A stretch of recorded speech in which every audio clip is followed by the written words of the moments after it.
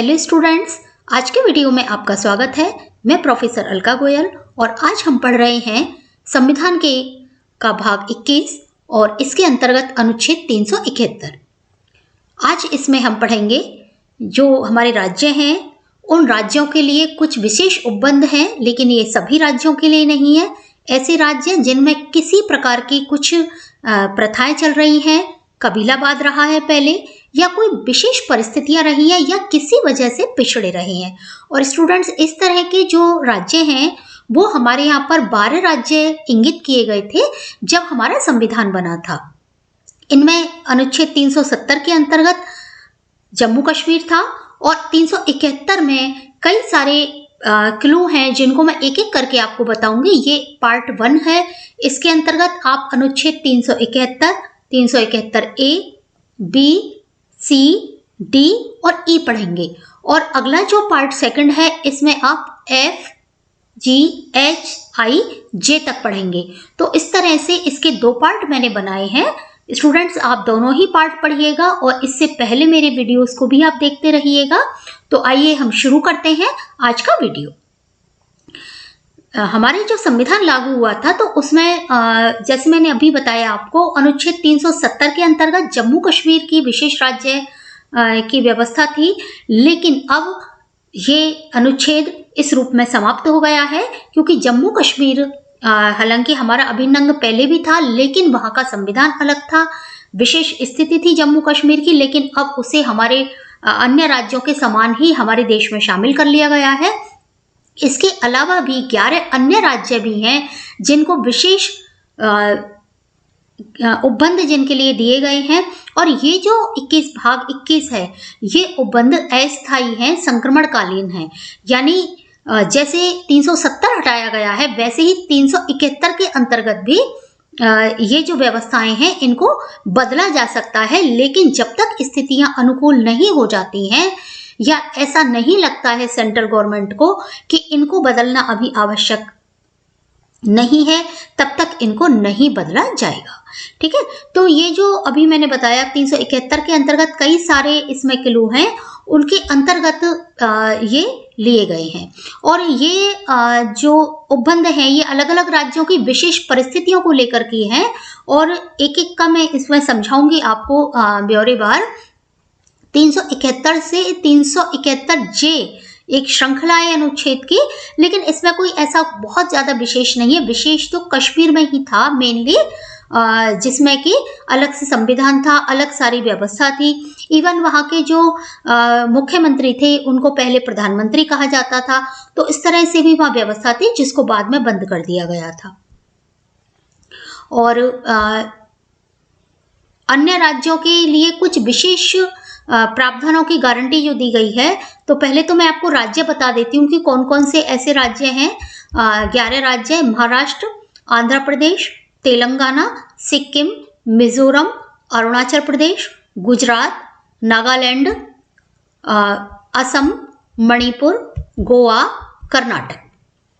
देखिए, जो तेलंगाना है वो बाद में बना है और इसका अलग से मैं आपको बताऊंगी कि आंध्र प्रदेश में से जो तेलंगाना कट हुआ है तो किस तरह से उसके लिए अमेंडमेंट बाद में बनाया गया था, और जो उपबंध आंध्र प्रदेश के लिए थे वो तेलंगाना पर भी लागू माने गए।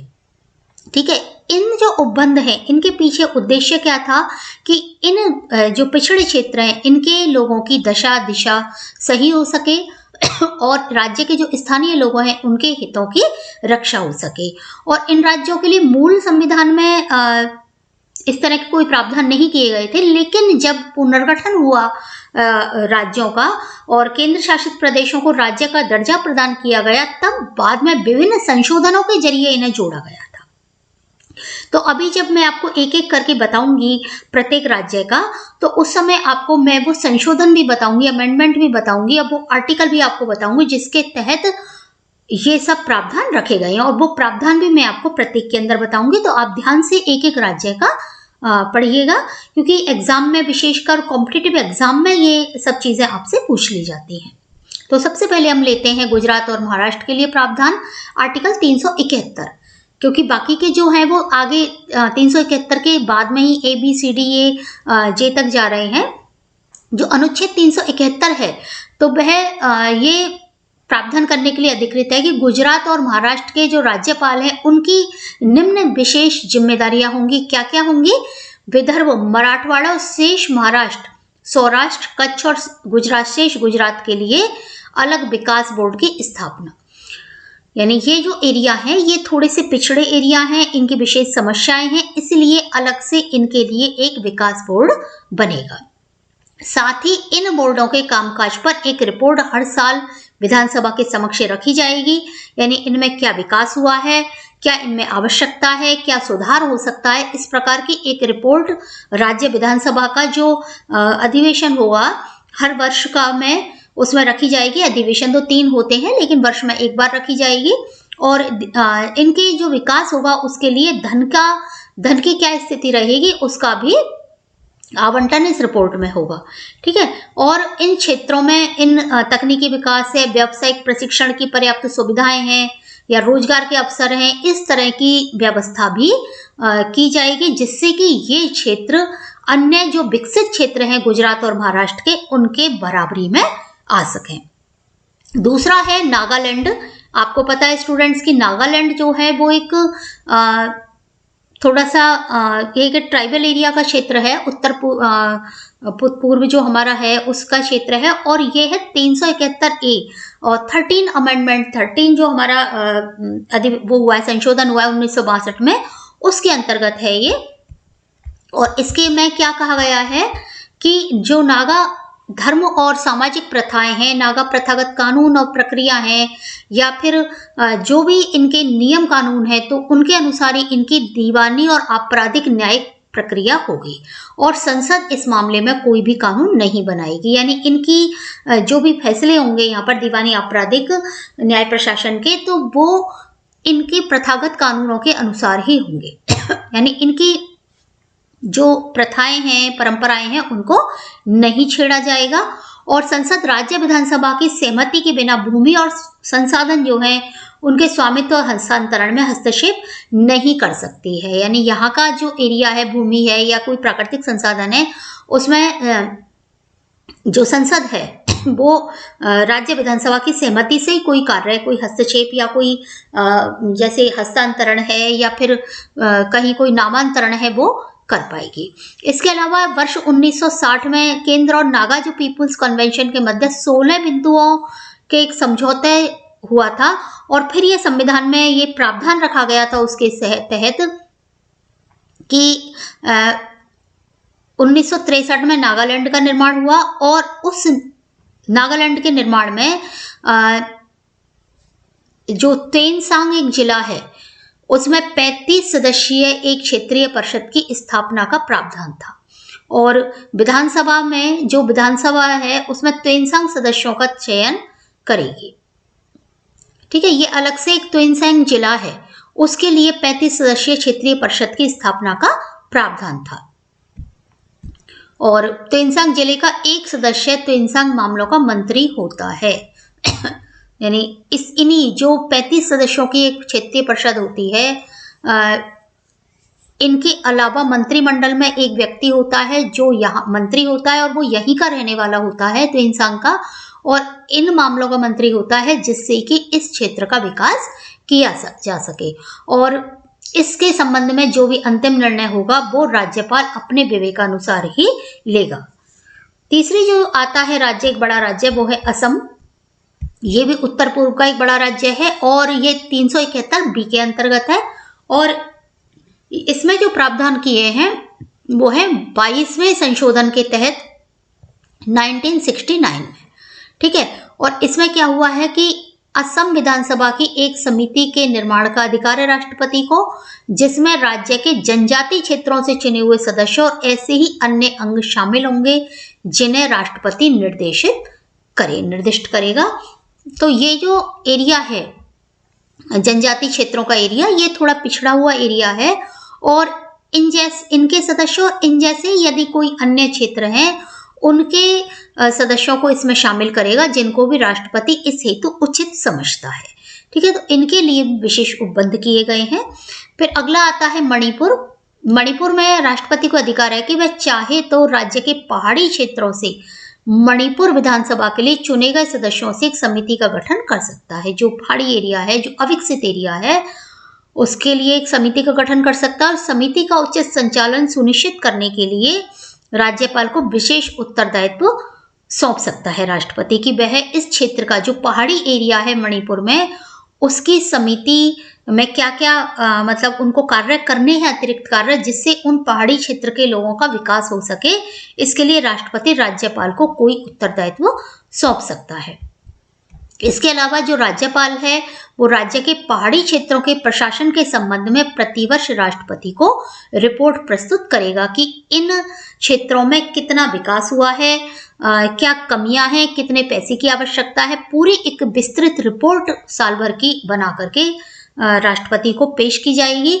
और ये इसलिए होता है पेश करने का प्रावधान क्योंकि ये जो सारे प्रावधान हैं ये संक्रमणकालीन है, अस्थायी है। यदि ऐसा लगेगा कि इन क्षेत्रों का विकास हो चुका है, ये समर्थ हो गए हैं सारे क्षेत्र, तो ये जो प्रावधान है वो समाप्त कर दिए जाएंगे। ये वाले प्रावधान समाप्त हो जाएंगे जिस जिस एरिया में विकास होता जाएगा, क्योंकि ये संक्रमणकालीन है, अस्थायी है।